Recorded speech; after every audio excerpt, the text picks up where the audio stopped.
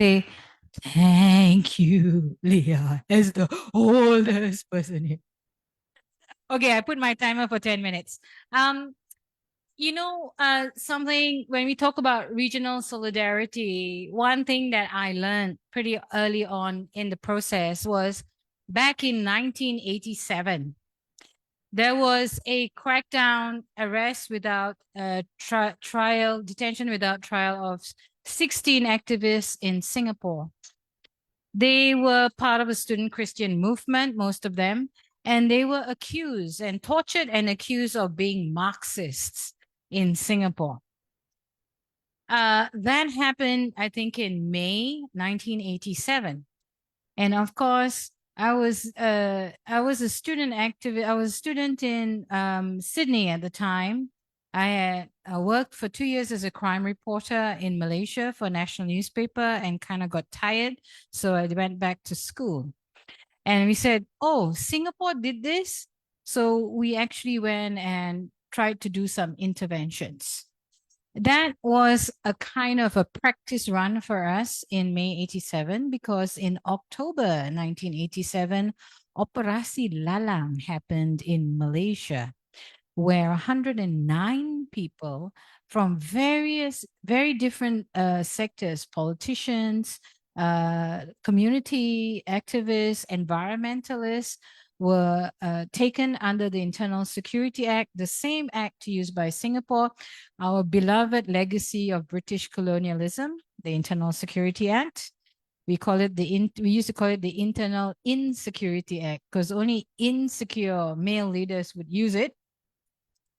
And they detained 109 people and they suspended the 6 national newspapers, including the paper I used to work for. And then we realized Singapore was just a practice run because this was much bigger than that. And we were more ready to deal. We didn't realize, but we were actually more ready to deal with this crackdown. At the same time, this is 1987. And then in 1988, August 8, 88, there was a national uprising led by students, similar identity to ours, in Burma, Myanmar.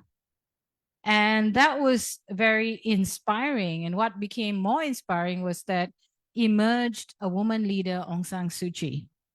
And then in 1989 was the Tiananmen Square massacre.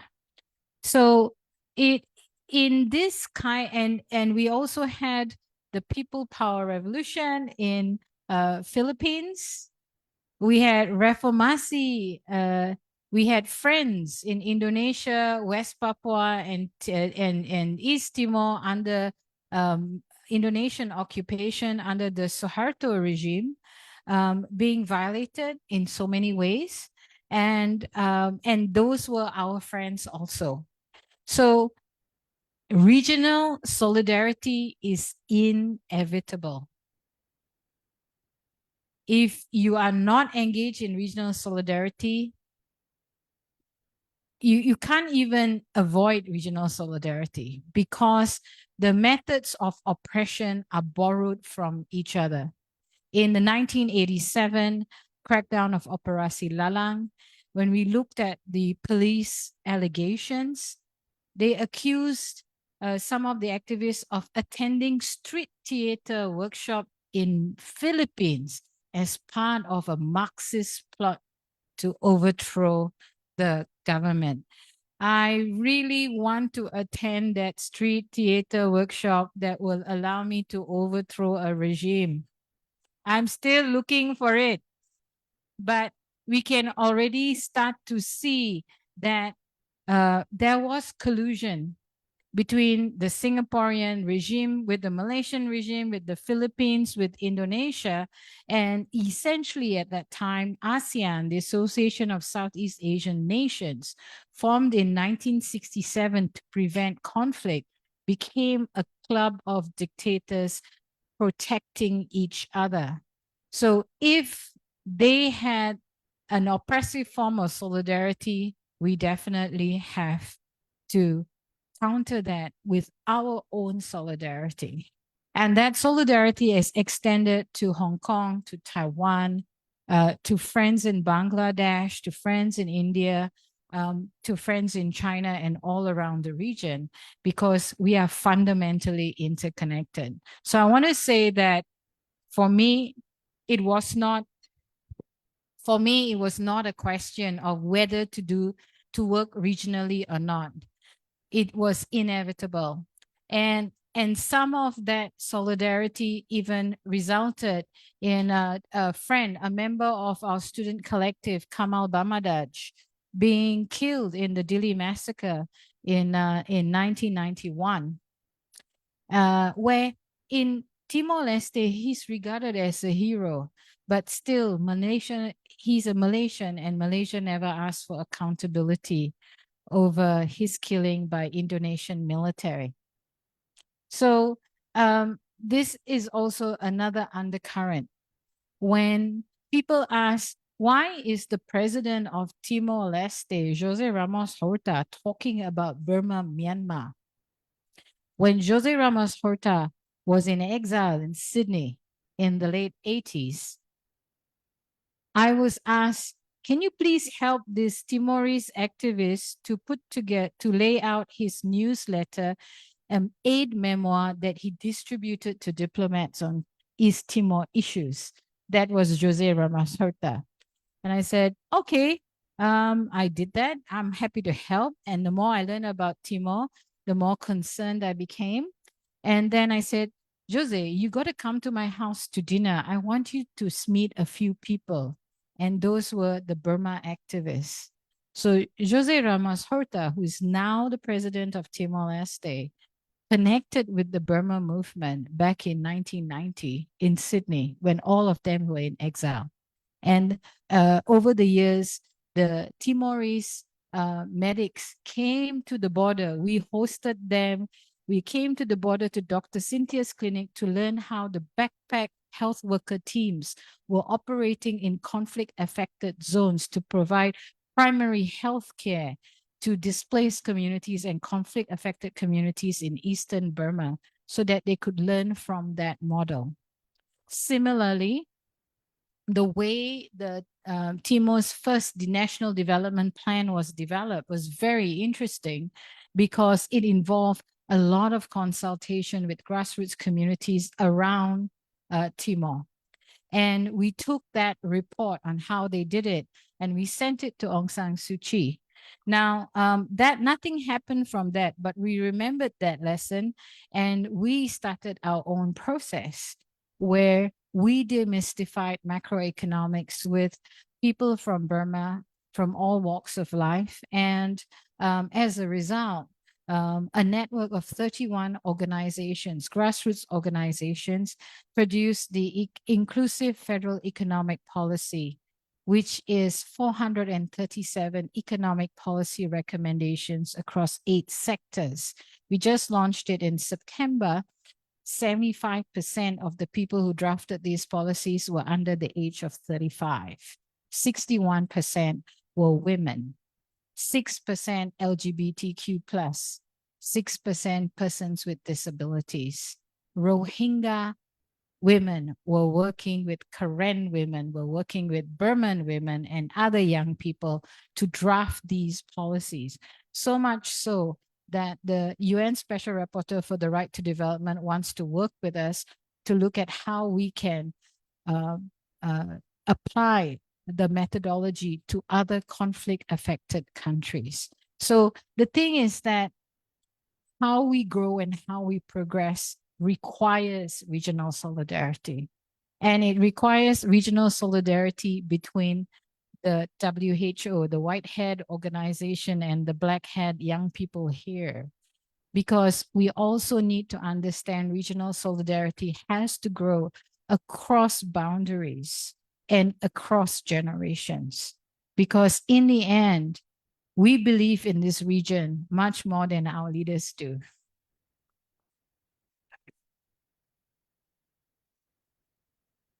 It is written much more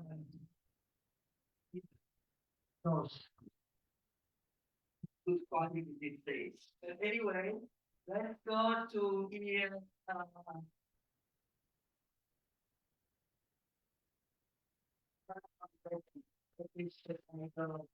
Organization. So please, in your solidarity in this region. Thank you. So my name is Pop. My group is just we are two like activists who born poor and like we fight for democracy in the same time gender justice and in the same time we have to fight also among activists in our movement in Thailand as well. So and we fight with the poverty. So that's so we the name is come from like pain, but we still live alive like yeah. So um the movement in Thailand we have a long history of the movement. It not just pop up like not just a mad uprising in 2020 like that, but the movement starts in like when we change from absolute monarchy to democracy under constitutions. Um, at that time that there is the movement like and before that there is the movement before that as well. For example, I am born in northeastern of Thailand. It's called by Siam as Isan. So Siam is the Thai people that just the word Thai is just news just 10 something years ago, but um then Siam is colonized as Laos, mostly Laos and many ethnic minority in northeastern. So I am Laos, and we were colonized until we become Thai. So back then, our grandfather were killed by Siams, and we are sitting in the central of Siam, is Bangkok. And so the ideas of single state that are in the constitutions, um, it been questionings, but we cannot speak about that because then after we will be jailed because of we talking about federations or public states or so we have to be like kingdoms of Thailand. But then movement after movement since the Communist Party um, after the massacre of Thammasat University in 1976. And then young people from Thammasat at that time ran away to jungle and joined Thailand Communist Party. And then Thailand Communist Party like collapsed and we go back to the city, but still there is the movement underground, and people who believe in rights and democracy and left wing still grow up and build something that the state cannot like stop us. Even they do how many coup data like yeah more than 10 coup d'etat to stop the movement, but we still alive.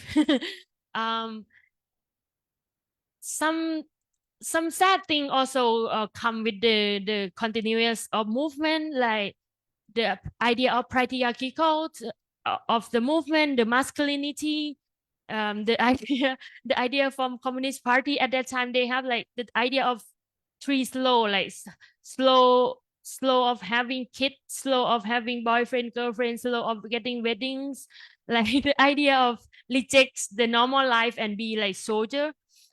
The idea still, talking among young young left wing people in um province.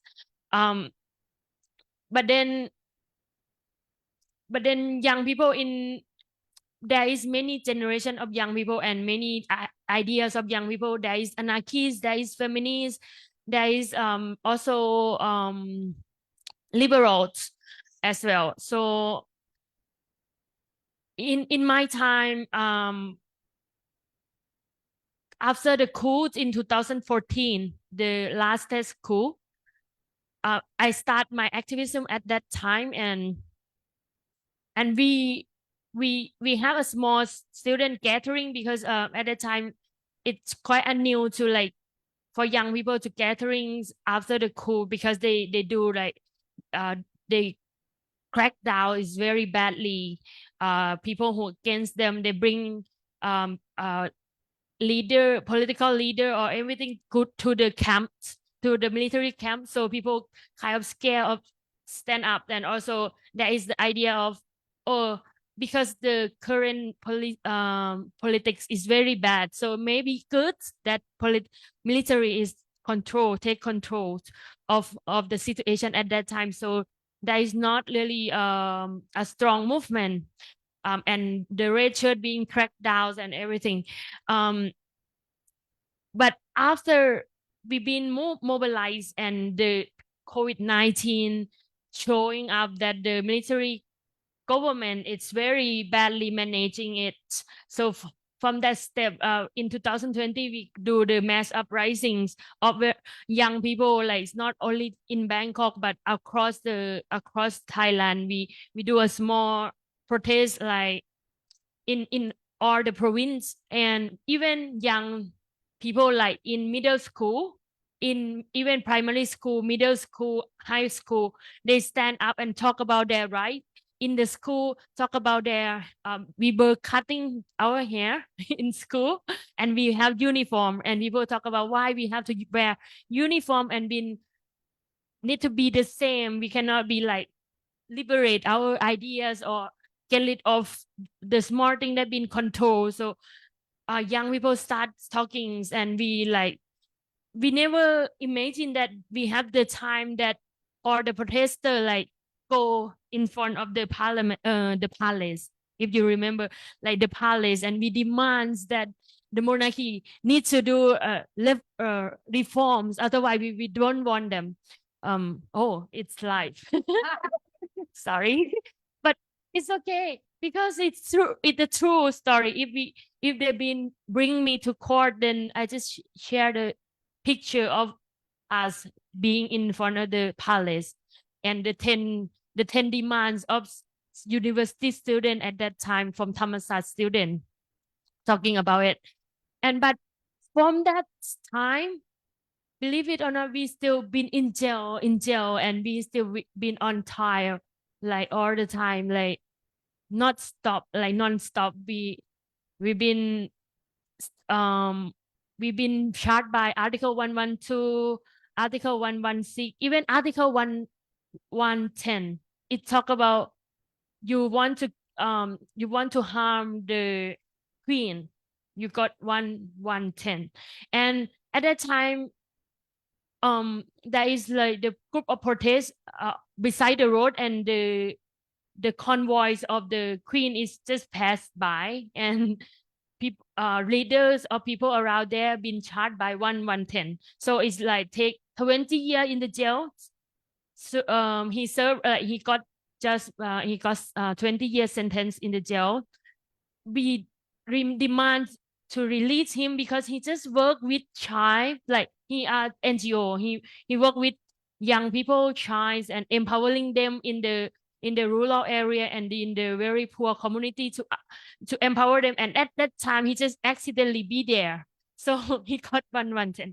So that situation is like very crazy, and we were arrested. We were people who speak up. We were charged, and people who we've been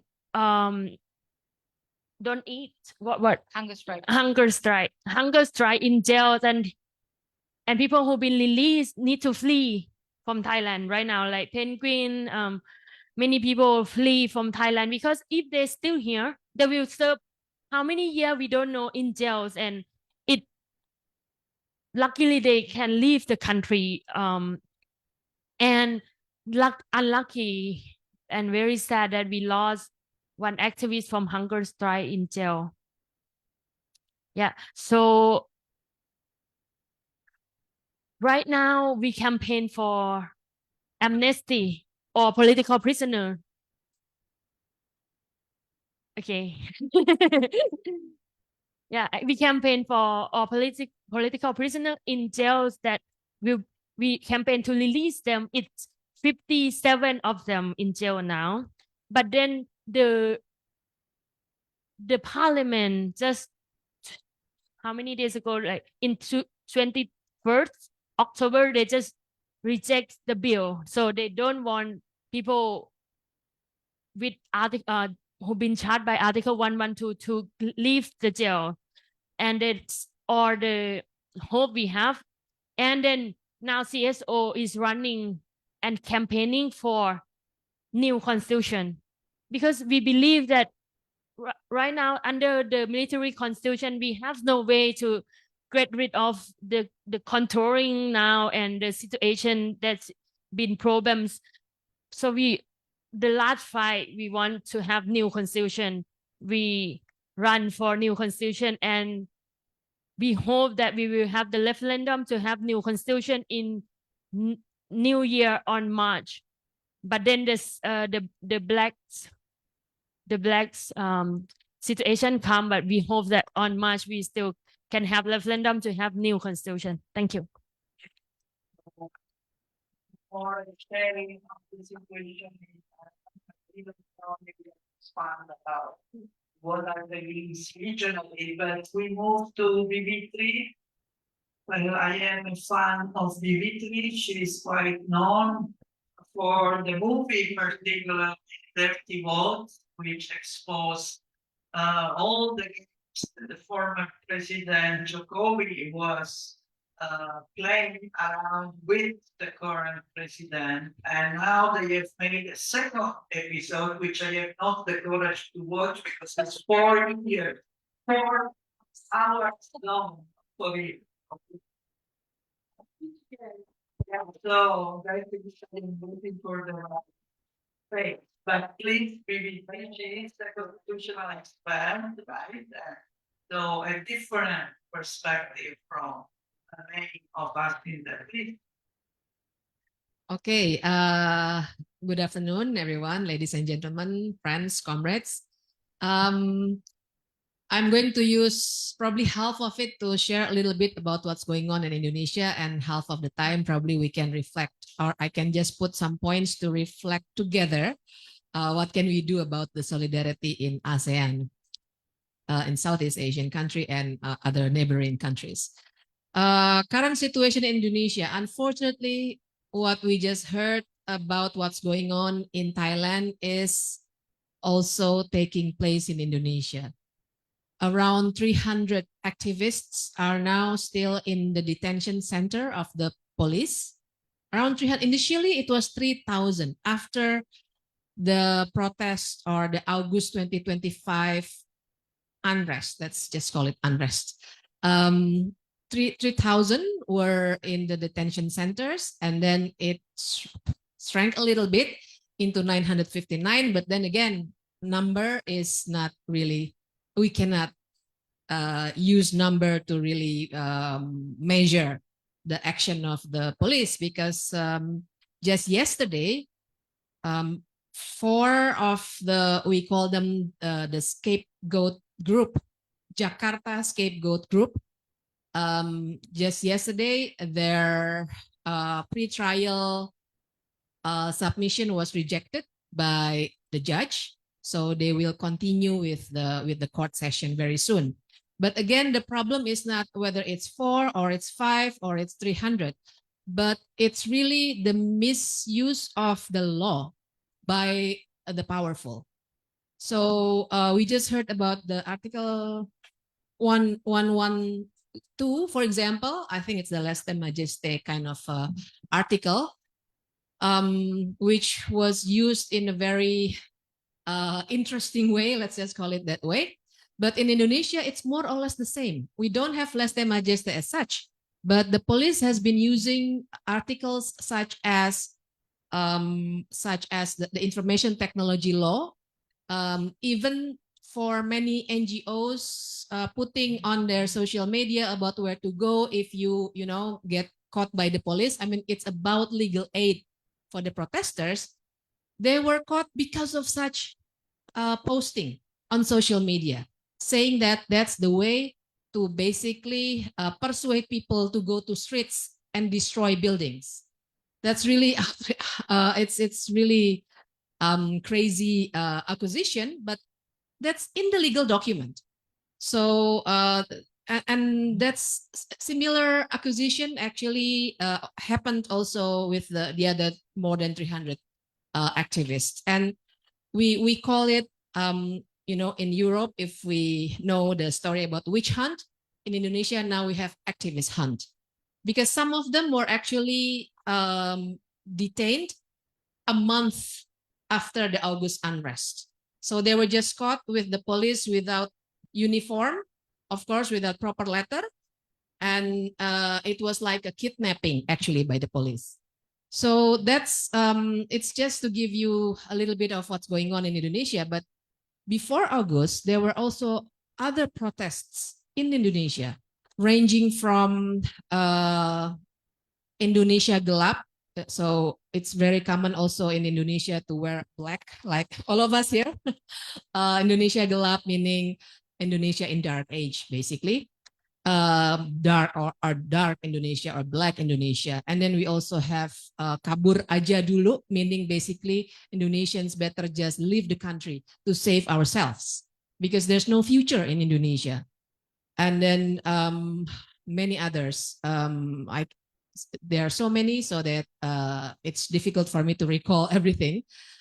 But that all of them happened in less or in 1 year within the administration of Prabowo and Gibran. You might have learned that Prabowo has actually human rights violations record in 1998 with the kidnapping of the activists, but he is our president now, and the vice president is the son of the previous president, Joko Widodo. So that already describes the regression of democracy that is going on in Indonesia. And to respond to such protests, usually President Prabowo will also provide the narratives of, for example, antek asing, meaning the agents of the foreign agencies, and all of those language of the demagogue, I would say, basically undermining the constitutional rights to protest, especially of the young people. Now, what's interesting, now let me connect this with the siblings. What's interesting is after August 2025, we got so much attention from our friends from Malaysia, and they even sent food through some food ordering applications to the drivers in Jakarta, because in the 28th of August there was one online food delivery driver who actually got killed by the police. The police car, you know, was just running over the body of that. It's horrifying. It was traumatic for me to watch actually that the video in the social media. Of course, everything can be recorded and it went viral. So that's an interesting moment where in Indonesia we started to recollect our memory about what we have learned from neighboring countries. I remember in 1998, 99, we actually came here to learn from the 1997 People's Constitution process. That's one example in Thailand. And then, of course, we also learned a lot from the Philippines. And just a couple of years ago in Indonesia, my colleagues and I, we went to the Constitutional Court to try to, although unfortunately we failed, to try to challenge an article in our human rights law to be able to bring human rights perpetrators in Myanmar to the court in Indonesia. I mean, of course we failed. I said, of course, because then we can talk about what we call in the dirty vote to autocracy incorporated.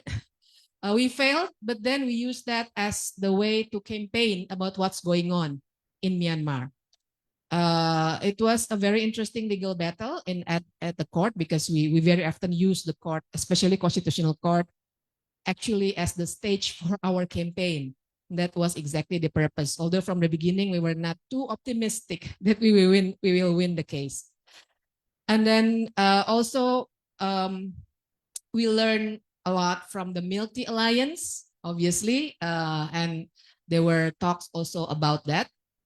And then again, in the second Dirty Vote, those of you who haven't watched the 4-hour movie, but I mean, it's on YouTube, so you can easily make it, 2 times faster, or you can 1 hour today, 1 hour tomorrow, and so on.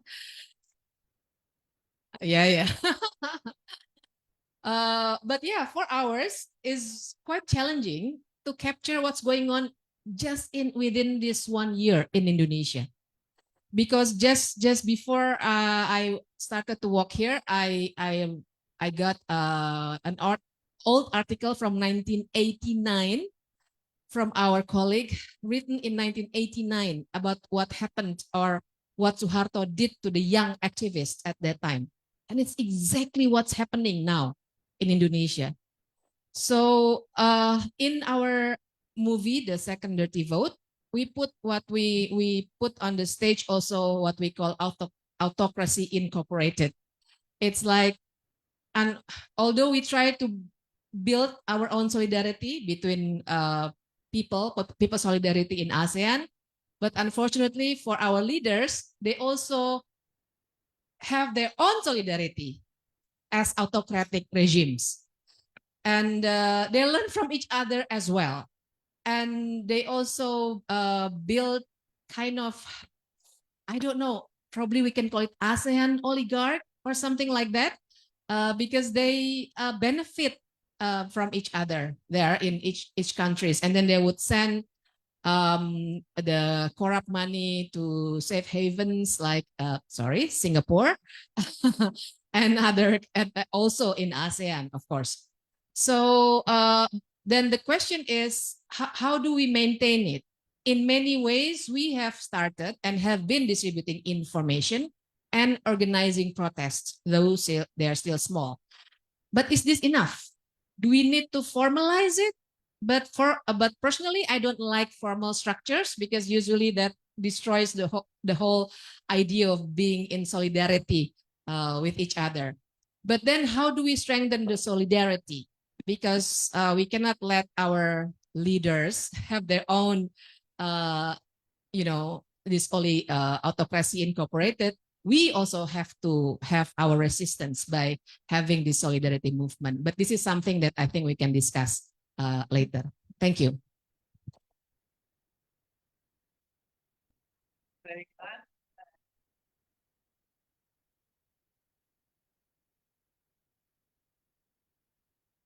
Congratulate people for being part of that.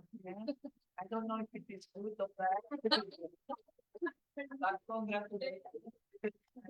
We did well here.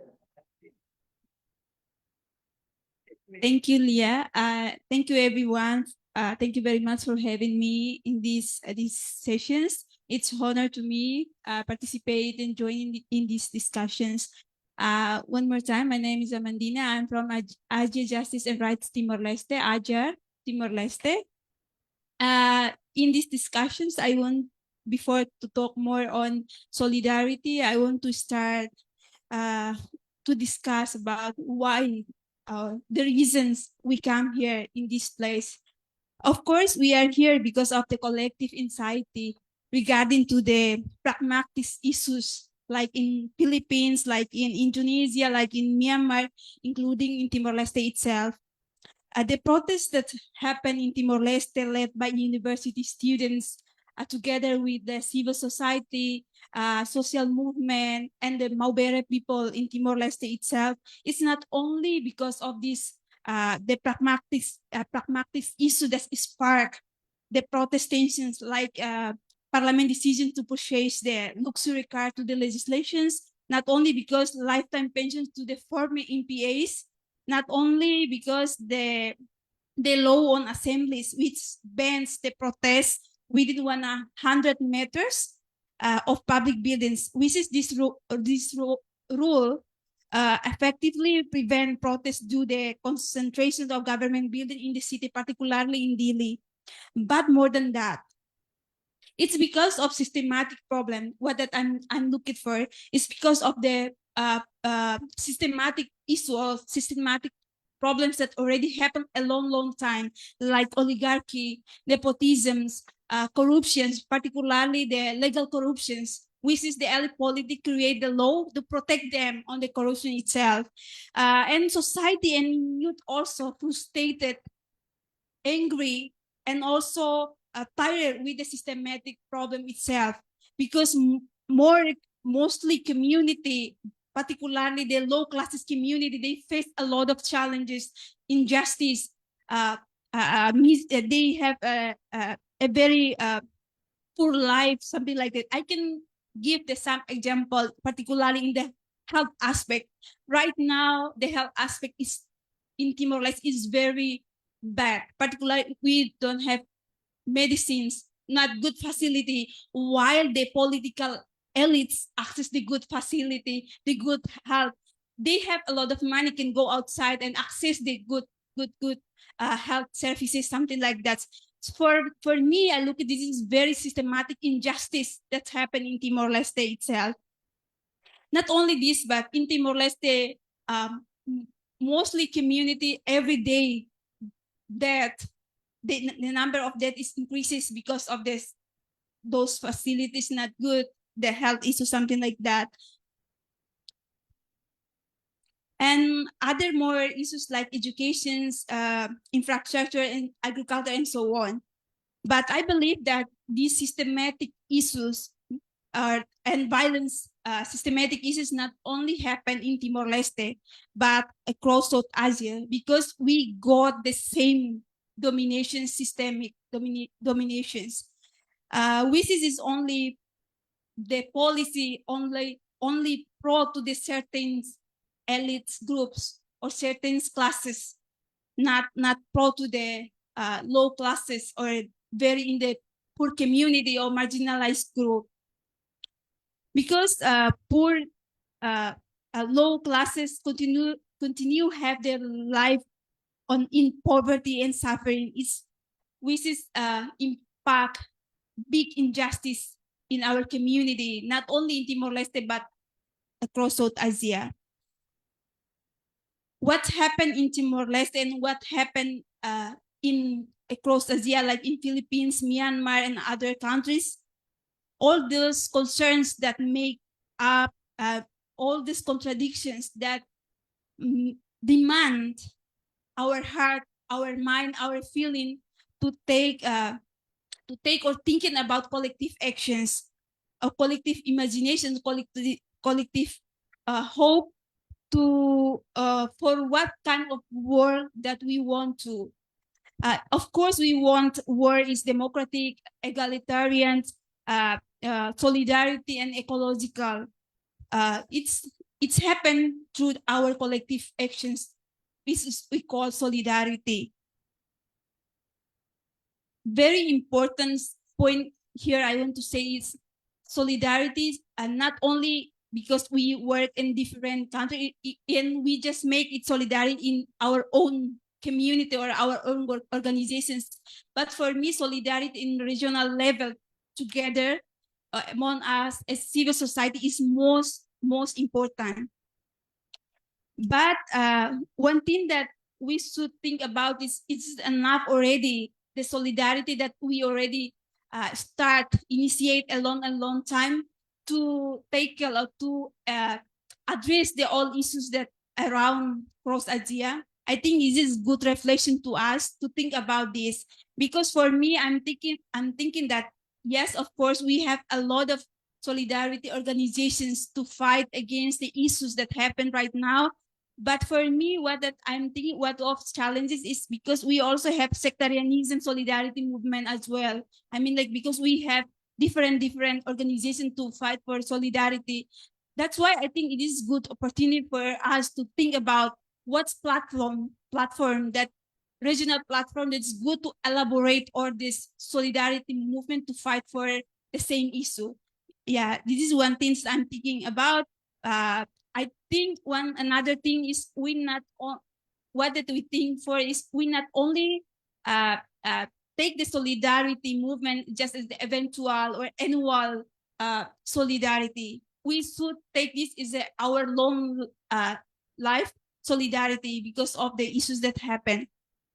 Because I think that solidarity is a universal, moral, universal. But however, moralism alone is not enough. That's why solidarity must be political based. So how do we come together as a political movement against the systematic violence? This is very important, particularly the systematic violence in global and regional level. For me, solidarity, it's not only we stand for Myanmar, we stand for West Papua, we stand for Palestine, and so on. But solidarity also that we should think about is not only social aspect, but also political and economic aspect, which is what that we stand for. It can influence the policy of a state itself. That's why I think that in this discussion, it's very crucial to us to rethink again what's the platform that we should take in place or give to do more. I mean, like to do more something that it's really to encounter the systematic violence, not only the pragmatic aspect, but the very go to the very deep aspect. That's why I think this is a good sessions for us to give the idea. That's why I just give to all of us. Maybe after this we can discuss more about this kind of issue, because I'm also learn about the solidarity from Timor Leste itself. You know, Timor Leste also invaded the regime at the past by the Suharto, and we also got a lot of solidarity for our friend activists from Indonesia and Myanmar and so on. And I learned a lot of things from this, because not with solidarity, I think Timor Leste right now not yet independence. That's why I think that solidarity have a crucial power to make influence to some certain issues, something like that, particularly in Timor Leste itself. That's why I just want to give to this forum. Let's discuss and think about which kind of solidarity that represent or regional level to fight for injustice, to fight for oligarchy. But Bivitro say that ASEAN also have oligarchy, ASEAN, something like that. Yeah, I'm happy Timor Leste part of ASEAN, but still, I'm thinking about another challenges that we face. Of course, when we part of ASEAN, a lot of investors will come to Timor Leste and build a lot of industry. Of course, the marginalized group, the low classes community will be behind, right? So I think we should think about this kind of issue as well. So I think I'm stop here. Maybe in the discussion, we'll discuss more. Thank you.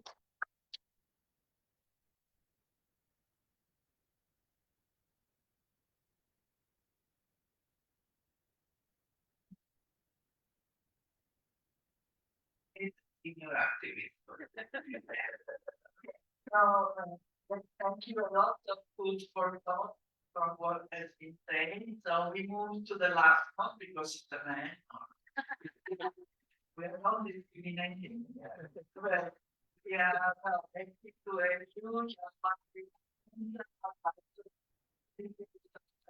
for the development, Inklusibo, and active various ways we can reflect also on what is happening in the Philippines and the implication for regional food. Hi, good evening, everyone. So tonight I will be presenting or sharing like an overview of the situation of the Filipino people, and then I'll place this overview in the context of the current regional and global geopolitics. So it's kind of multi-layered. So please stay with me, and then I will turn to reflecting on the building durable cross-border solidarity. So first, poverty in the Philippines remained widespread, despite official government statistics indicating a 15.5% poverty incidence in 2023. People's lived experience tells a different story. According to national surveys, around half of the Filipino population, or 49%, consider themselves poor. Poverty is multidimensional, but let me offer a striking example through housing and land access. The country, Philippines, currently faces a 6.5 million housing backlog, while 3.7 million Filipinos live in informal settlements and slums. Meanwhile, despite being primarily an agricultural country, only 21.8% of the agricultural population has ownership or secure rights to their land, totaling about 4.3 million individuals. Land ownership in the Philippines remains highly concentrated, with large portions of productive land owned by a few wealthy elites, while many farmers remain landless. Second, the corruption crisis deepens poverty. The recent flood control scandal in the Philippines has exposed deep-seated and rampant corruption in the Philippine government. Flooding in the Philippines is more than just a natural disaster. It's what we consider and call a symptom of bureaucrat capitalism, where politicians run the government like a business, enriching themselves by funneling public funds into their own pockets. Under President Ferdinand Marcos Jr., flood control projects have become among the most corruption-ridden sectors of public works, lining the pockets of politicians, contractors, and their cronies, while leaving communities perpetually submerged in floodwaters. Third, regional political trends and militarization compound these issues. So the Philippines sits within the first island chain of the US strategic framework aimed at containing threats from China in the Indo-Pacific region. Joint US and Philippine military exercises under the Enhanced Defense Cooperation Agreement, or EDCA, permit the US to rotate personnel for extended deployments, build and operate facilities, conduct trainings, and store and manage military equipment at 5 designated locations in the Philippines. Since taking office, Marcos Jr. has reinforced and expanded these arrangements. In 2023, EDCA was extended to include 4 additional sites, now totaling to around 9 US military bases across the country. Although these locations are presented as non-permanent and framed as supporting humanitarian and disaster response, in practice, they give the US unprecedented access across the region, now more extensive than the footprint of former US bases. The 9 EDCA sites are strategically dispersed nationwide. 4 of the new sites are in the north of the Philippines near Taiwan and could accommodate thousands of personnel and equipment. These facilities represent the largest number of US defense sites in the South China Sea region. In many areas, expanded military activities correlates with a stronger domestic military presence, particularly in rural zones where agricultural and ancestral lands are contested. Tensions in the West Philippine Sea entangle the Philippines in the strategic rivalry between the US and China. While China's incursions into Philippine waters rightly provoke national outrage, the US has leveraged this conflict to advance its hegemonic interests and justify deeper military presence under the banner of quote-unquote defense cooperation. In effect, the Philippines risks becoming a pawn in an emerging inter-imperialist confrontation. Its territory serving as a forward base for greater power competition rather than a sovereign ground for national development and just and lasting peace. On the ground, these factors combine in dangerous ways. Funds and attention get diverted from basic social services, while communities and activists defending their lands and our national sovereignty are branded by the state as terrorists and threats. Fourth, state violence reinforces these problems. Human rights monitors document persistent red tagging or loosely labeling activists and government critics as quote-unquote communist terrorists, arrests, and enforced disappearances of activists, all of which shrink civic space. And as we all know, when civic space narrows, communities lose their ability to demand basic rights and accountability. Since the beginning of the Marcos Jr. administration, there have been 51,206 reported cases of indiscriminate bombing, by the Philippine military on peasant and indigenous peoples communities. The National Task Force to End Local Communist Armed Conflict, patterned after the United States McCarthyist counterinsurgency tactics, has become a key instrument in the Philippine government's counterinsurgency campaign. But in practice, it has been weaponized to delegitimize people's struggle and silence dissent. Through red tagging, surveillance, and the misuse of anti-terror laws, the government has been targeting community organizers, journalists, unionists, farmers, and students. And just last September 21, during massive anti-corruption protests in Manila, more than 200 youth activists were arbitrarily arrested. An alarming reminder of how state institutions continue to criminalize civic engagement. Such actions erode democratic space, instill fear among the politically active, and make the struggle for rights and genuine reform increasingly precarious. Yet, like people around the world, Filipinos continue to resist. In the face of poverty and state repression, resistance and the struggle for justice remains both inevitable and justified. So the question now is, how do we build lasting solidarity? The question before us is straightforward. How do we build practical cross-border solidarity that protects people's livelihoods, defends civic space, and challenges the regional structures that make poverty and repression worse? The material conditions we face are increasingly favorable for advancing democratic mass movements across all types of countries, especially in Southeast Asia, given the intensifying competition between major powers like US and China. As the global economic order faces mounting pressures and the failures of neoliberal policies becoming more apparent, major powers increasingly turn to economic extraction, authoritarian governance, and military interventions as responses to instability. The urban poor, workers, peasants, youth, and broader population in our countries are suffering under these socioeconomic crises and now face intensified repression that aggravates our community's suffering. In this regard, our shared work begins at home. It involves engaging, organizing, and mobilizing grassroots communities in our respective countries. The role of the youth now is becoming more crucial. Young people are a progressive force in the society. We have the energy, the intellect, and the future to fight for. We've seen this in recent massive youth-led demonstrations and movements across the globe. However, it is not enough for youth movements to grow on their own. They must unite with workers, peasants, urban poor, women, indigenous peoples, and other people's movement.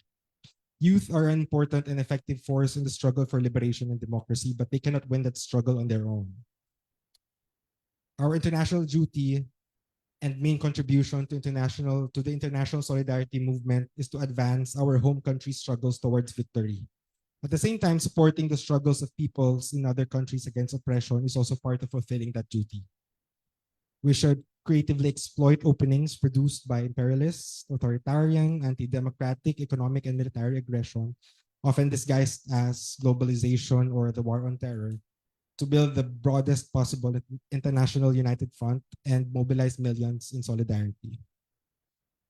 So given everything I've shared, I would like to propose 3 concrete interconnected approaches that we scholars, activists, and advocates can build together to move towards lasting regional solidarity. First, we should actively form international regional solidarity movements to unify strategy and promote our alliance in specific and comprehensive issues. Second, conduct broad regional information and media work, including the strategic use of social media platforms to share stories, document abuses, and coordinate actions. Third, organize cross-border exposure and integration activities that allow activists, organizers, and communities to learn from each other's experiences and build lasting relationships. So I will end my sharing there, and thank you for organizing this space, and thank you to my fellow panelists for the work that you do. Thank you.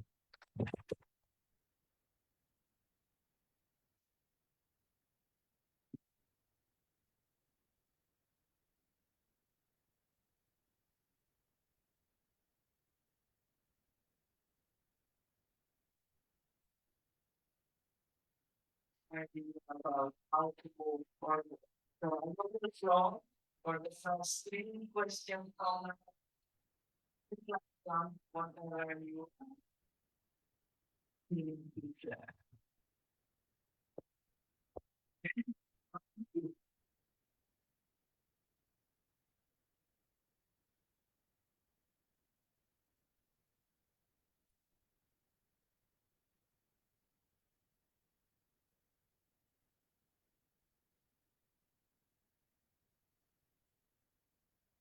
Okay.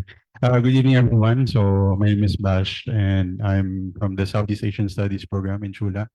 So my question is open for everybody. So as activists, how do we balance organizing in our own communities, in our own countries, and also doing solidarity work? No, because we see a lot of parallelism in terms of the issues that we face today. And second question that is connected to that is, how does mental health come into play for us activists and keeping the optimism alive in these times of the the dark eras, as said by our representative from Indonesia. So that's all.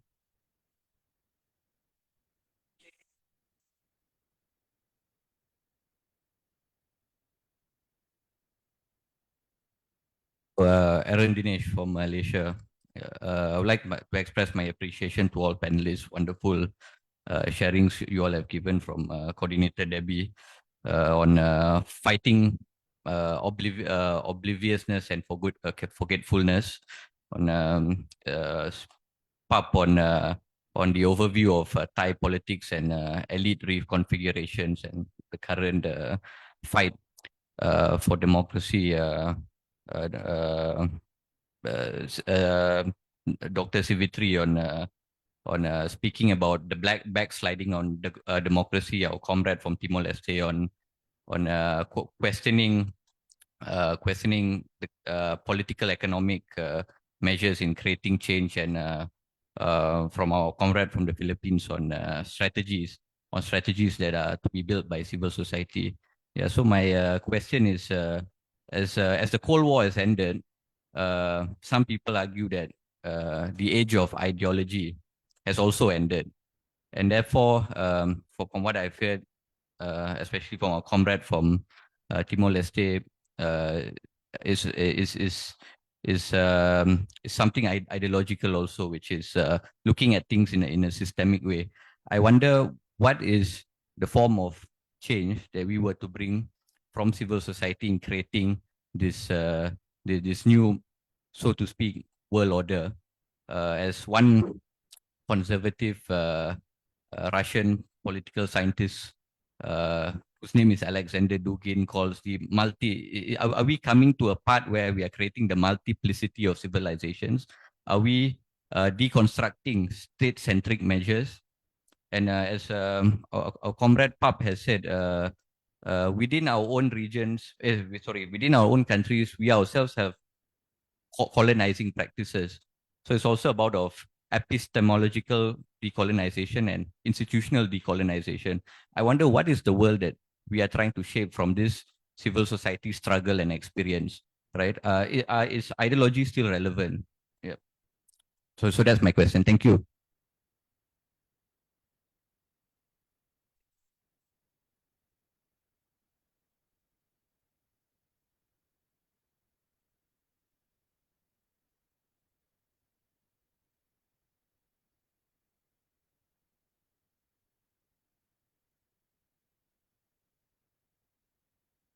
Thank you. Thank you to all speakers for all of your sharing. My question probably, maybe I want to draw a little bit to the freedom of press. I think if you've seen how all of the solidarity movement or the struggles or the challenges within the countries, there seems to be a quite correlations with a restricted space for press freedoms and also media. So my question is, how do you see the role of media, especially with the speed of news that's coming in? It can be positive, it can be negative, it can be their side. What is the role of the media, and or maybe what are the gaps, or what is the challenges that needs to be brought up by the media to make sure that this solidarity probably can be strengthened, or maybe to uphold democracy that we are really looking forward to becoming in the couple of years?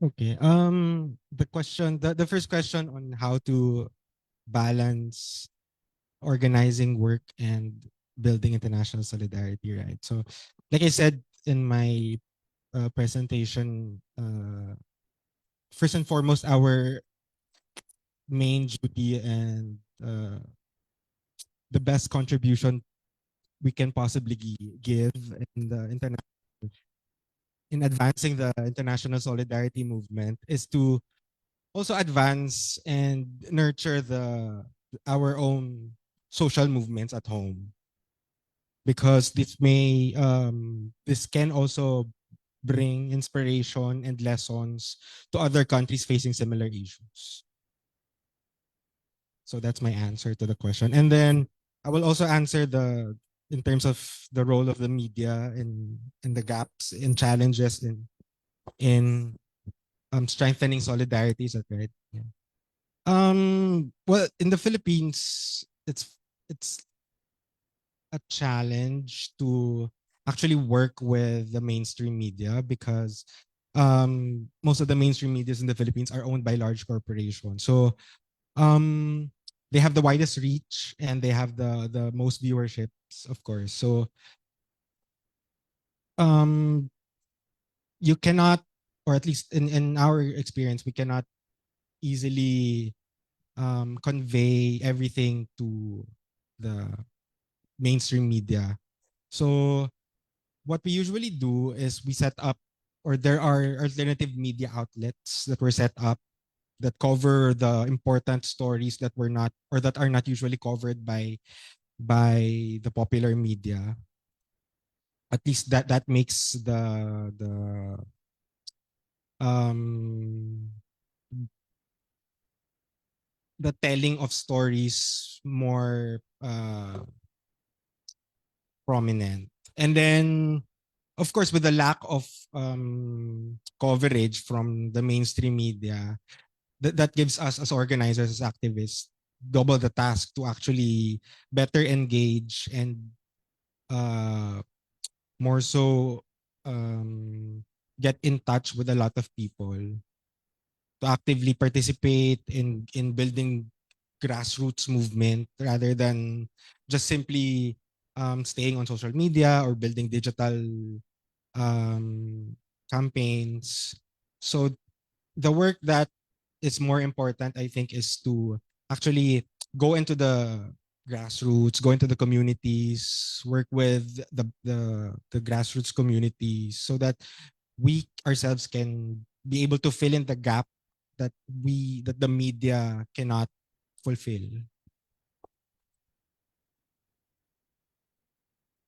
Thank you. The first question is how I can balance my own community organization and international solidarity. I think I consider my organizations and solidarity movement as a collective actions, not individual actions. That's why I always put it in my mindset. That's why I always give my time on both sides, because you know, when you think that this is individual work, of course you will tired, you will no time to give to its organizations. For Timor Leste itself, we also have solidarity organization. We call International Front Solidarity. This front, we stand to the West Papua, Myanmar, and Palestine. And we also have another organizations that we only focus on the national issues, something like that. So what that I try to balance is I always give it back to the I mean, like the common aspect, or the popular aspect, how we can work together to give this to use this platform to continue keeping address the issues that still going on, something like that. So I'm always consider it's a collective actions. Yeah, sometimes we feel like it's hard to balance as an individual, like to active in the international solidarity or national aspect, something like that. But we always try to put it in balance. Yeah, because what's happening in another country also same what's happening in Timor Leste. So it's important as well. Put effort in solidarity as well. Yeah. And then another question is, its ideology is still relevant or not in this kind of conditions? Like as a civil society, what it we bring to the new, to build or to create newer, something like that. I think the ideology is still relevant. Why I say that? As a civil society, we not only consider ourselves as an NGO, but as a social movement as well. Why I consider as a social movement as well? Because to fight, if we consider ourselves as an NGO, we just try to fight, or we just try to like project oriented, something like that. That's why I think that it's really important we should have ideology to believe on, to fight for the systematic issue, particularly on the civil society, something like that. We can use the civil society as alternative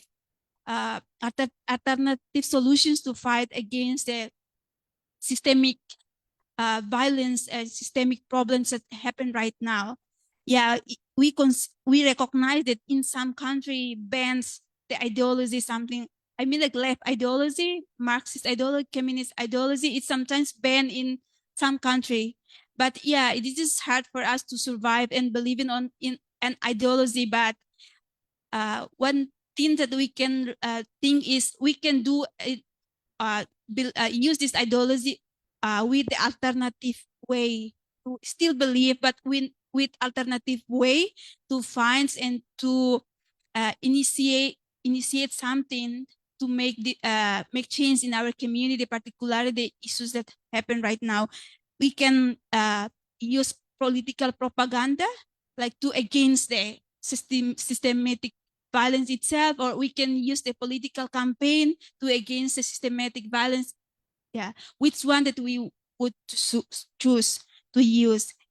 And the third one is how we can see the role of media and what the gaps or challenges that we face, particularly in media. For me, media take a crucial role, because now our situations, our life, not only as a community as beyond, but also digital community right now. So the media role is very important to expand, to raise the issue. The whole global should know the issue right now that happen in this country, something like that. So I think this is very important. The media have a very important role to make change, to to raise some issues that should call in our collective actions together. And also, of course, we talk about media, we also face a lot of challenges. Why I say that? One thing that we should remember, that who control the media in globally, we should think about this. That's why I think that as a civil society, we should have our own media, our own platform to share knowledge, to share the information, to share the campaign, something like that. Because in Timor Leste itself, same issue in the Philippines, the mainstream and media, something like that, they're also owned by the large company as well, corporation as well. Not only this, but and globally, the media also controlled by the imperialists, something like that. So I think a lot of challenges that media faces right now, a lot of gap. That's why I believe that if we have our own platform, our own media, it also will be a good tools to make difference, to make change in our community, and also to expand the solidarity with the another countries. I think I respond to all questions. If not, we will discuss again. Thank you. So first question, how do we organize this solidarity?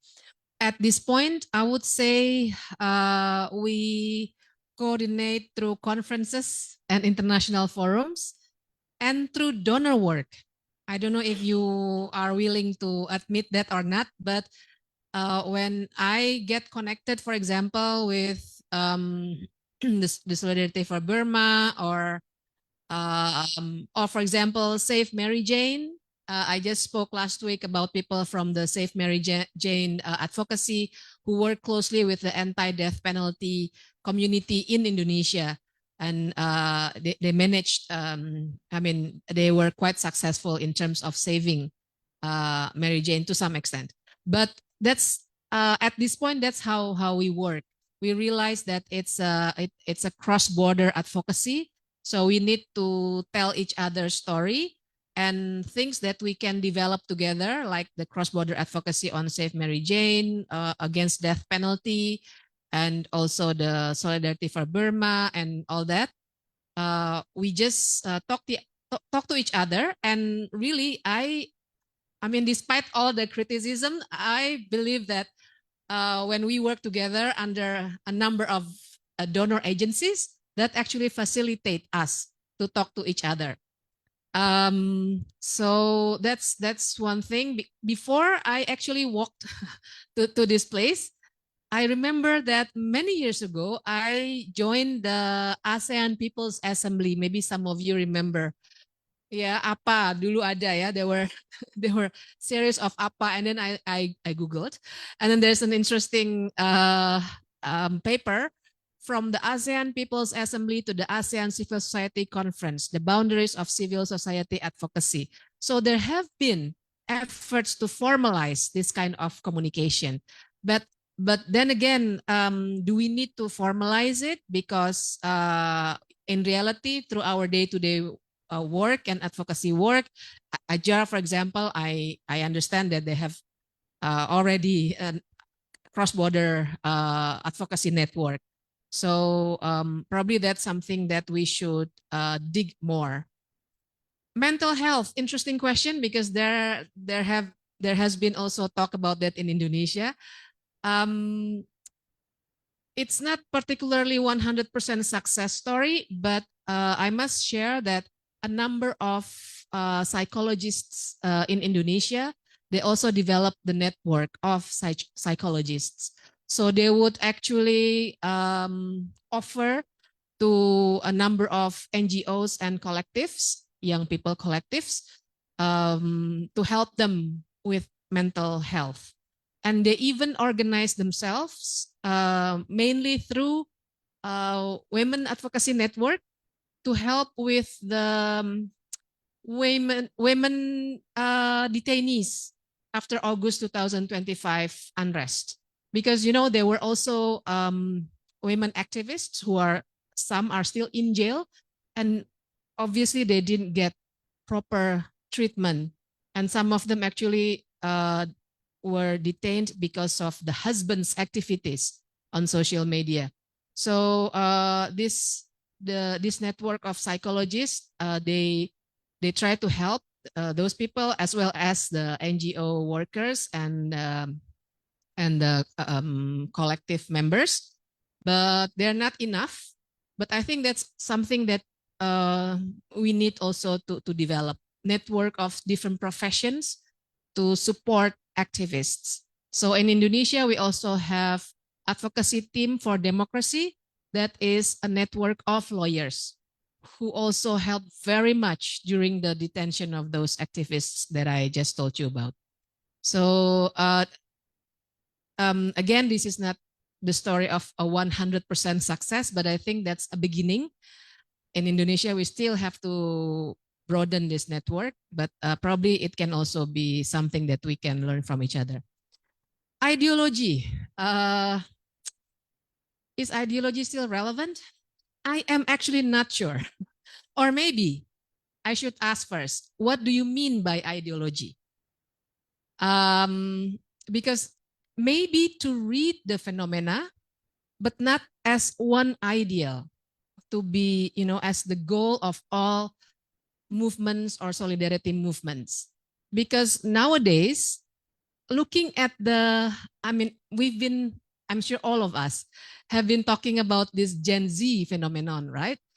And I learned that nowadays, with this generation of young people, uniformity can be actually a barrier to organize. I don't know. I mean, the young people here can correct me if I'm wrong, but Yeah, so I'm afraid if we from the beginning talk about ideology, then that will be actually a challenge rather than a help to build this solidarity network. But I do think there are common threads, but I'm not sure if we can call it ideology as such.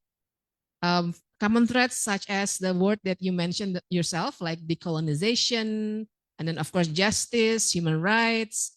So common threads like that, but yeah, again, what do we mean by ideology? Maybe we have to define that first. And then freedom of press. What are the challenges? The challenges are the oligarchs again, because they own the media. They do. I guess it's the same everywhere in the world. So, in some countries, in Indonesia is one example. There are alternative media outlets. We have what we call Project Multatuli, for example. That's an alternative media, and then other media outlets now who basically talk more about women's rights, Konde.co and all that. Most of them base their appearance on the digital media, obviously, because it's more efficient. As we know, even big media companies nowadays already moved to the digital media. So we do need alternative media, and then also activists, I believe, and I know that we've been practicing it, need to have social media outlets as well. But yeah, the media obviously plays very important role in this activism or social movement, because although NGOs might have social media outlets, but still the principles of journalism, they're a different thing. And then the way the media also conducts investigative journalism. I learned a lot lately after August 2025 unrest in Indonesia that we actually ask the media people to help us with the investigation of what actually happened in August 2025.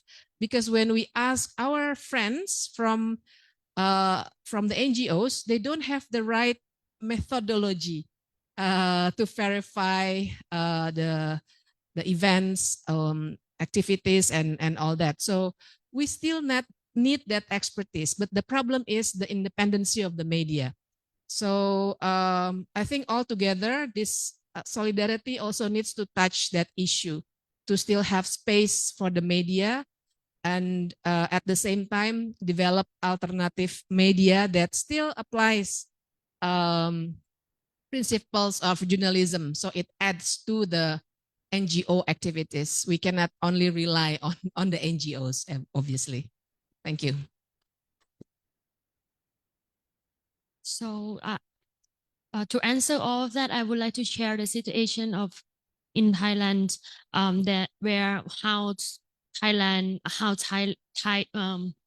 people in Thailand show their solidarity. Sometimes there is two types of solidarity that people in this country show up. Like, first of all, individuals who know those language and they cares about the situation, they translate it into Thai, so Thai people know it. Like, for example, the situation in Hong Kong, Umbrella movement, then there are some people who know Mandarins and Hong Kong language, and then they translate it in Twitter. And then the young people in Twitter, Thai young people in Twitter, then they learn about the situation in Hong Kong. So it's not like normal. It's not from like mainstream media. There is nothing talking about developments or of democracy in another country, like in the television. So they go on Twitter and they know things like from the hashtag, and then they now like retweet and do things like that. And another way that we show solidarity, it's from the permanent activists, that young activists, and then we link with each other from like from 1988 and for until now, like there is the links between us. Like I am been sent to Philippines to link up with the activists from Sunflower Movement from Taiwan, from Hong Kong movement, and then movement in Philippines and many countries. So we become friends, and then we have like a statement outlining the situation in each country. Like, and the individual people who not like really the protester on the ground, they also share it in like online. So these two things like go together. So, and also sometimes there is the very important situation, like for example the deporting of Uyghur to China. Then the Thai activists and activists from mainland and activists from Hong Kong like come together and do the joint actions, do the joint actions to like add us to say that we don't agree with Thai state that deport them back because they will face like dangerous. And also when BACC take down the art that talking about Xi Jinping, that talking about situation in Myanmar, then activists from Taiwan, activists from mainland, Thai activists like come together doing some thief thing, like a small action, but we are linked like that. And when also when the deportation of Vietnam activists to Vietnam, and then me and Thailand NOC, Thailand National Organizing Committee for in APF, like fighting to push that in the statement of APF, so it's not lag behind. Like there is we want to show that there is the transnational repressions going on, and Thailand and Vietnam is like doing that things. And then the Congo, the government organized NGO like try to stop at that. We have that fight. And then right now, Cross Cultural Foundation also fighting again for the kidnapping, this forced disappearance of like the Vietnam activists.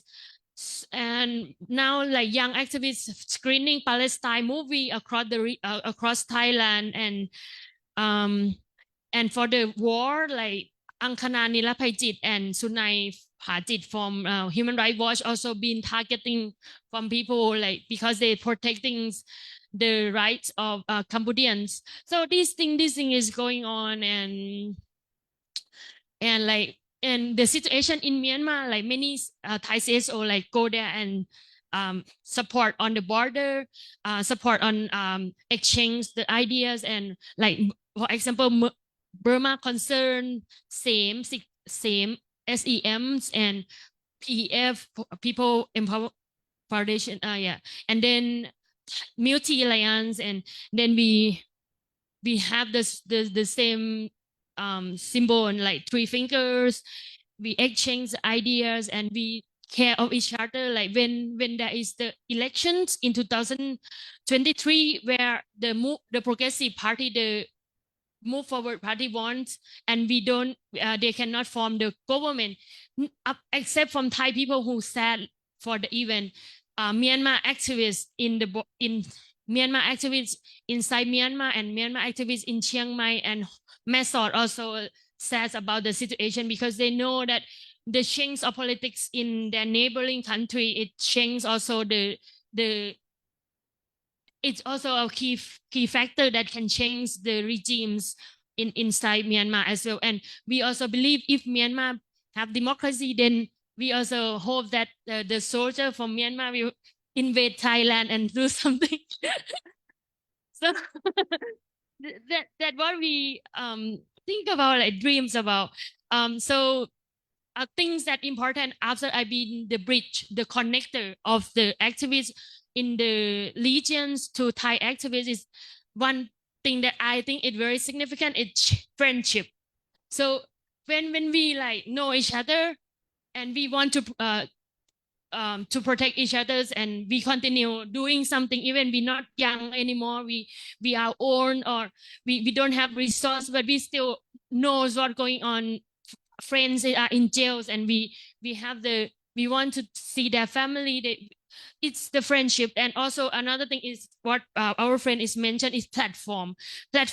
So for example, I'm working on the platform of APF, and it's not perfect. It's ASEAN People Forums, and it's not perfect, but we use that space to do, like, for example, this time I organized the ASEAN Spring, like to talk about the update situation in Thailand and in Myanmar, in Malaysia, so Malaysia friends can also know what's going on.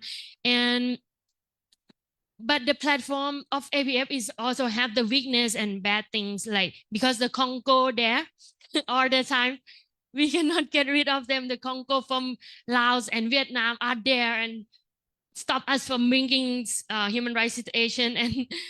And also the Vietnam activists, Lao activists cannot join the space that what we try to get rid of them, but we don't know how. Sorry, because the time is okay. So yeah. So and then like, but there is I will be honest. The friends that we have in APF, like for example, the friend from Cambodia, young Cambodians there, but when there is a war, before war, we talking about we will do the youth exchange, but when there is a war, then his Facebook become "Don't be Thai to me." Like, it's been being Thai is so stupid, and then the soldier is my hero. So then for Thai CSO, like my friend who going to Malaysia this time, they campaign for like, don't do harassment to Cambodian. The war is just the state with state, not people. Cambodian is our friend, blah blah blah. But then we go there and Cambodian CSO be like, free our soldier. They just protect human rights and land. Oh, okay, so so that's what we face. Like, oh, like, so some Thai CSO are very angry on the statement from from Cambodians that they've been like very nationalist and I believe in the news from their state. So what we try to do here, like we try to tell Thai people, like, don't believe the propaganda. We don't know who shoot first. We don't say like I shoot first, Cambodian shoot first. It's like we don't know. We're not there. Maybe someone just shoots, but we don't know what's that. But then don't say something that we don't know and keep like being like peace. And but still the fight is like that. And then the CSO there is also join the fight. So okay, so mentally, so people ask about the mentals, then I CSO like we kill ourselves. We will not say lie to you. We commit suicide, success or not success, but we commit suicide. We've been crazy, as Debbie said. Yeah, we've been crazy. I take 5 pills per night to sleep, and many of us take more than that. And so then there is the question in Thai CSO asking why Thai CSO have to learn about regional CSO. You see, like when I try to work on like localize the idea of regionalisms, like we should be the same communities, Southeast Asia, ASEAN, and then sometimes like Thai CSO is asking why we have to learn about them, how they will help us get democracy, and it's like this just is still the question. So it's like, oh, we not never get like the first step. We just the first step of things here. And also one last thing. I think the media take very important role where the Thai people don't understand English. The media needs to translate, or the news in Malaysia, in Indonesia, in Philippines, in Timor Leste into Thai. So we just learn the situation. Otherwise, we don't speak English, and we kind of don't understand the whole picture of it, and we kind of narrow fighting for our own thing, constitution, but like we don't have the big picture. And also donor also don't keep important for regional solidarity as well. When I asked some donor, they said, oh, we want to pay attention to Thai situation only. We don't think solidarity movement will help anything here. So this donor medias, and then the nationalists from the state, everything together, then we crack. But still not broken like our names. So we still try. Thank you.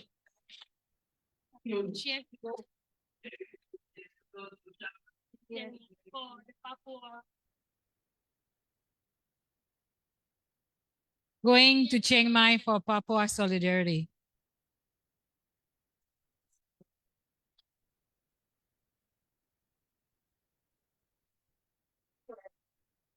They even are going to have Papua food.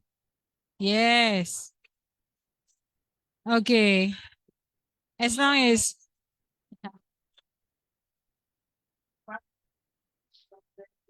oh my God. Okay, with the local and regional organizing, I think it's there are I acknowledge challenges as such as Pop has shared, but we actually have to frame it in terms of how is this relevant to communities on the ground. So, for example, we about 2 years ago we organized responses to the China UPR process, Universal Periodic Review, through Innovation for Change. They brought affected communities from Indonesia and Philippines. There was is it Kaliwa Dam project? And these are all part of the BRI, the China BRI project. And also there was a case of a coal-fired power plant, I think, in Indonesia, which is funded by the China BRI. And we also, on the Burma front, had a number of conflict-related violations by Chinese companies. So in the end, what happened was all these different groups we coordinated submissions to the China UPR process on business and human rights from the affected communities. And the affected communities drafted it with the help of local NGOs. And then that was submitted to the UN system. And that actually is very embarrassing to China, because the Universal Periodic Review is a peer review process between governments, members of the UN. So, and that's a very clear case of how local connected to regional connected to international. And when we think about the role of media, I started out as a crime reporter in a national English newspaper in Malaysia. As I said earlier, I used to joke that when I was young, I chased the police, and now I'm in human rights, the police chase me. And also, but unfortunately, the police was much cuter in those days. And now the police very ugly, so I don't let them catch me. I still didn't see handsome policemen, so I'm still running. Anyway, the thing is that with the media, there have been some things that happened behind the scenes which were quite interesting. I don't know if any of you remember the Takbai massacre, October 25th. So that's like 3 days ago was the 21st anniversary. October 25th, 2004. 85 young Muslim men were suffocated to death in police trucks. Right. Thai media were there. They were recording. They had the footage. The military and the government prevented any broadcast of that footage. It was very distressing.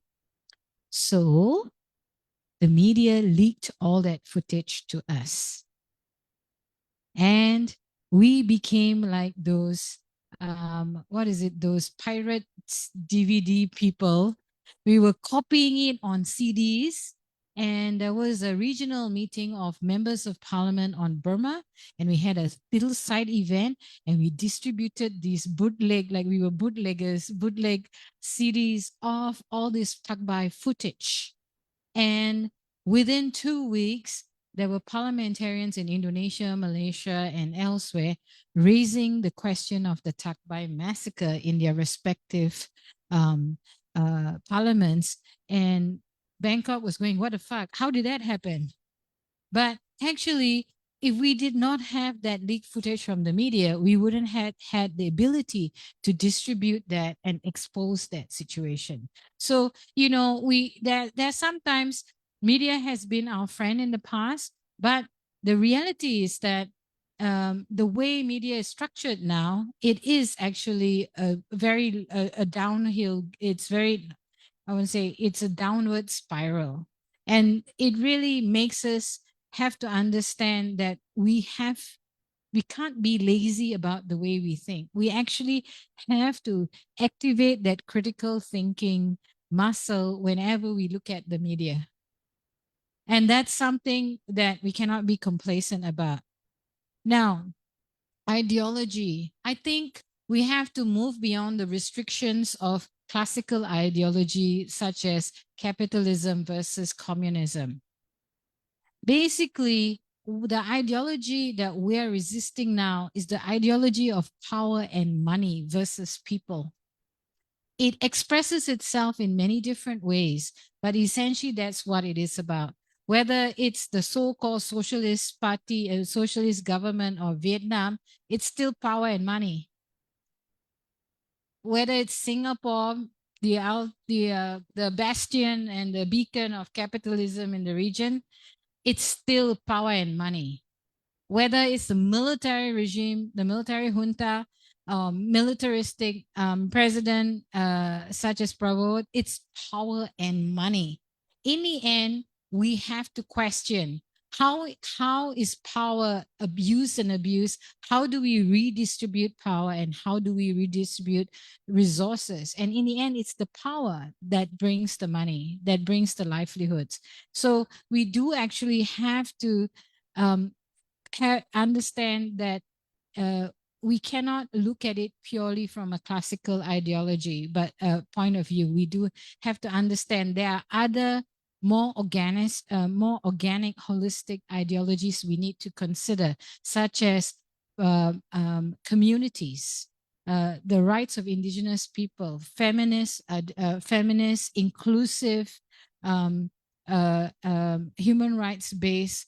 And then I'm really now, Aaron, you've outed me, because basically I'm exposing myself that when I became an activist, I suddenly realized that I was actually an anarchist, right?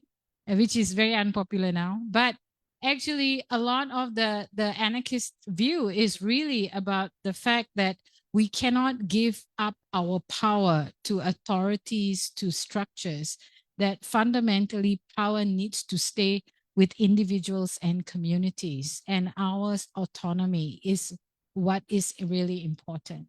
So I think in that respect, I'm not going to preach the anarchism to you. No, I won't. Because but we do need to actually understand that when we are organizing, we organize according to what we love. This is when Pap talks about friendship. When we talk about how do we organize, we have to organize about what we love. And then whether it's my favorite cuisine or whatever, but we organize according to what we love and what we believe in. Inevitably, what we have is not an uber ultra coordinated regional network. We are looking at intersecting webs of people, of power, of communities working according to what they love, what is important to them. And that's how we connect. We shouldn't be formalizing anything, because the bigger you become, the more brittle and the more easy to break. We need to actually be like viruses, keep on thriving, keep on adapting, keep on connecting, because this is really important. When Pop talked about the ASEAN People's Forum, what was really exciting to me this year was that we had a whole generation of new activists who had not been involved in the regional space before. That regional space was dominated by very conservative, fucked up, and misogynistic dinosaurs claiming to represent Malaysian civil society. And so to have this new energy come in, to try and do things differently, to operate differently, to be more inclusive, then that's something that's exciting for me. So when people say, oh, Debbie, what do we do? Oh, this is scary. No, no, no. They are more scared of you. Just think of them as snakes. The snakes are usually more scared of you. They only strike when they are threatened. So these things that are attacking you, they are threatened by you. They are scared of you. Just remember, every time we resist, they are more scared of us. That's why they are violent to us. That's why they try to intimidate us. That's why they try to mind fuck us into thinking that what we are doing is not effective. So the very act of resistance, you have to understand. You have to be a rebellious child. So I was very lucky because I grew up fighting with my parents. So I know that when we resist, we are making a difference. We're making a difference to ourselves. We're making a difference to people around us. How we resist, hopefully, is not so toxic that we cause a mental breakdown in our colleagues, that we do it in a caring way, and we only cause mental breakdown in the violators. But we must understand, even the world's largest corporations, even the world's worst dictators are still afraid, because they know and they're scared that we will endure. And this is also why it's exciting when we have ASEAN Sogi Caucus, for example, when we have the women's groups, when we have the peasants groups, when we have environmental groups, new groups coming up and organizing themselves. We want to actually make sure there's resources to sustain that. But in the end, if they die, that's fine. That's part of nature. In this ecosystem, we have to depend on an ecosystem, not an ecosystem. This is to quote Adelina Kamal. She talks about the ecosystem, that there will be someone coming in, there will be new communities and new networks forming organically to fill that void. So this is part of the natural evolution of civil society of the region. And we have to trust in that, just as we have to trust in ourselves and each other in what we're doing. This is always very big.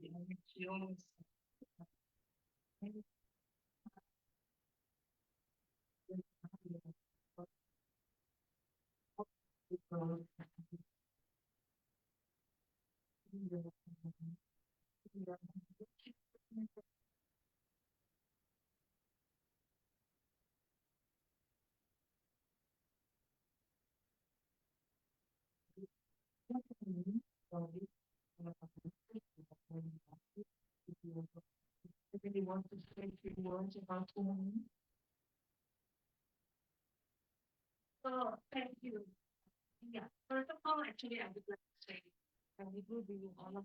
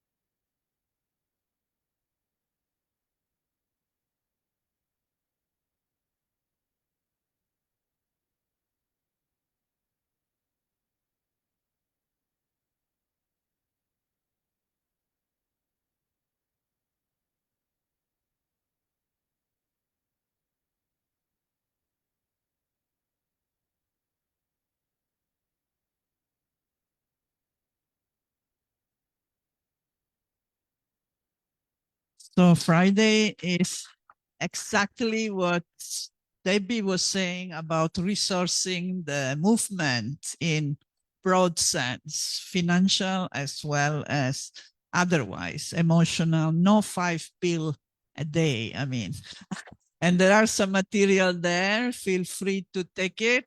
And also stickers. You on your way out, please give a donation. We are not dependent on donors. We are very independent. We are dependent on the contribution of everyone collaborating with us as well as coming to our event. So on your way out, please feel free to give a donation, the higher the best. And we will also invite you to have food with us. We have Indonesian food to honor our partner, and also because enak sekali. I enjoy very much makanan Indonesia. I love to eat Indonesia, so it's a good excuse to have good Indonesian food. So please, and we take a picture first with the speakers, and then standing, yeah. Oh no, maybe sitting. Otherwise, we.